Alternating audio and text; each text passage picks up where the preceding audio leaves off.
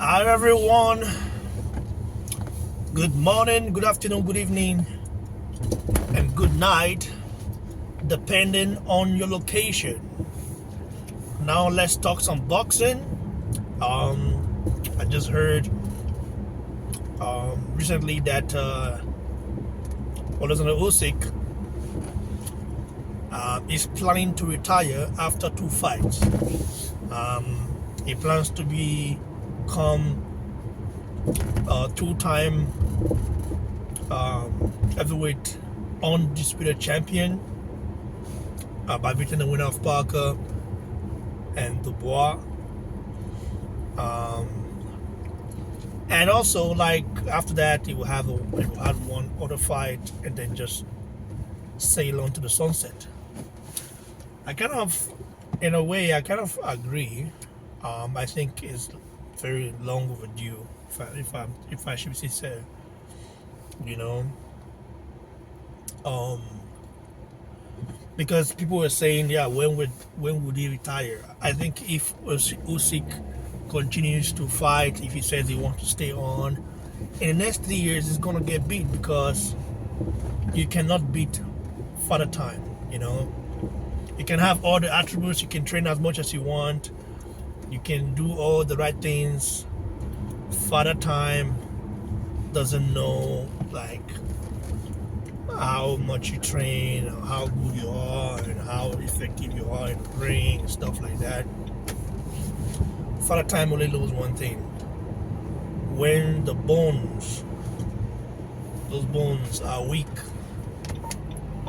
are weary, because those bones have been involved in various wars. Usyk hasn't really taken a lot of punishment,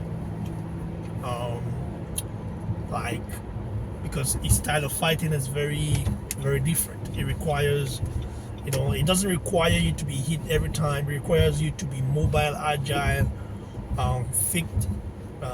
Like you have to be 100%, 1000% fit basically. There is no cutting corners when it comes to Usyk style.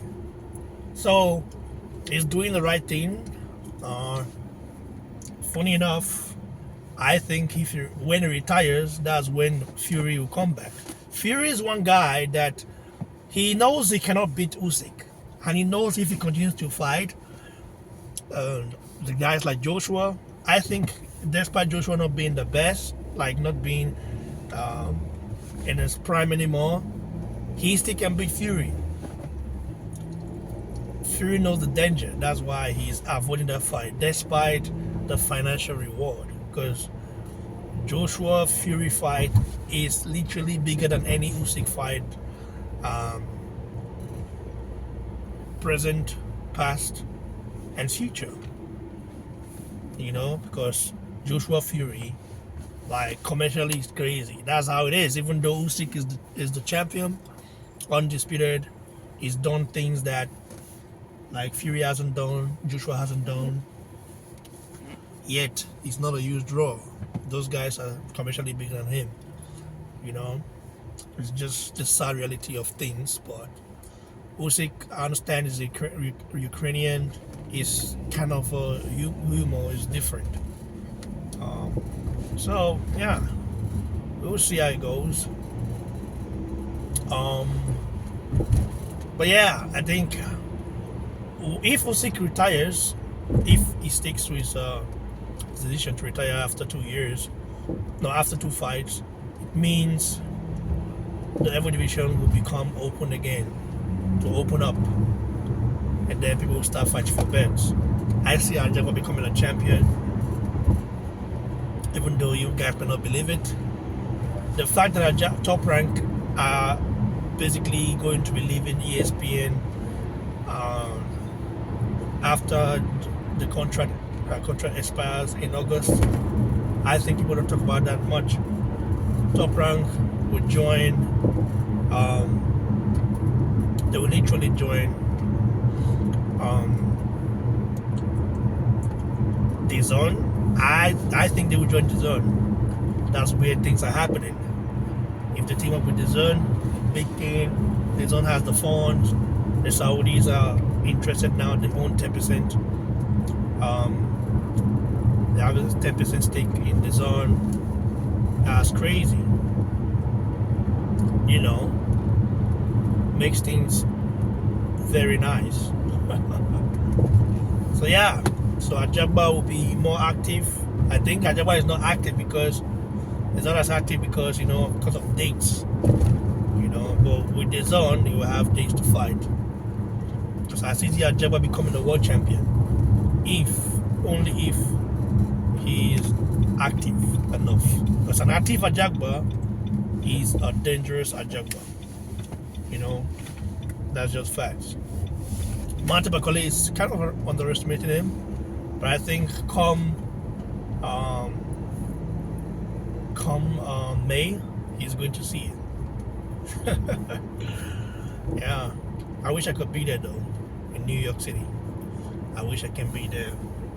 Sadly, I can't because I'm starting a new job.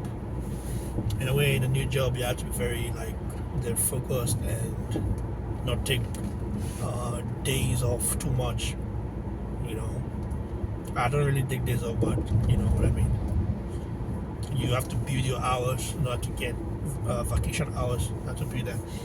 Anyways, well, USYK, I think he can call it a day now.